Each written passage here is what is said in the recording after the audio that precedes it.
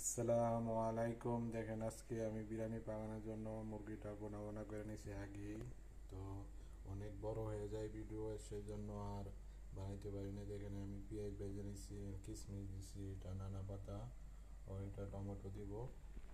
তো এখানে আমি জাফরান কালার নিয়ে নিয়েছি, চাউল পাক করে নিয়েছি।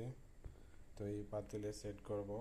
তো চাউলটা আমার এইভাবে আমি সেট করব। এটার উপরে দেখেন পেঁয়াজটা ভাজা পেঁয়াজটা দিয়ে নিছি, এরপরে মুরগিটাও এভাবে দিয়ে নিব, পুরা মুরগিটি। দেখেন মুরগিটা দিয়ে নিছি, মুরগিটা দেওয়া হয়ে গেছে। আমি দেখেন চাউলটা এইভাবে উপরে দিয়ে নিতেছি মুরগির উপরে। তো আরও পেঁয়াজ আছে, এগুলি দিয়ে নিব, নানা পাতা এগুলি দিয়ে নিব। দেখেন আমার বিরিয়ানি বানানি হয়ে গেছে। আমি এটার উপরে গোলাপ জল দিয়ে নিতেছি পরিমাণ মতে।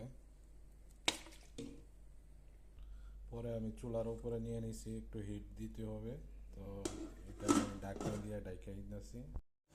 আমার খানাটা বানানো হয়ে গেছে। বিরিয়ানি চাউল মানে প্লেটে ডালবো।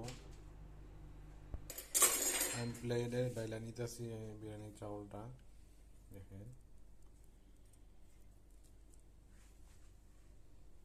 তো খানাটা কেরম হয়েছে আপনারা কমেন্ট বক্সে কমেন্ট করবেন, একটু ফলো করবেন, আমার পেজটা একটু লাইক শেয়ার করবেন।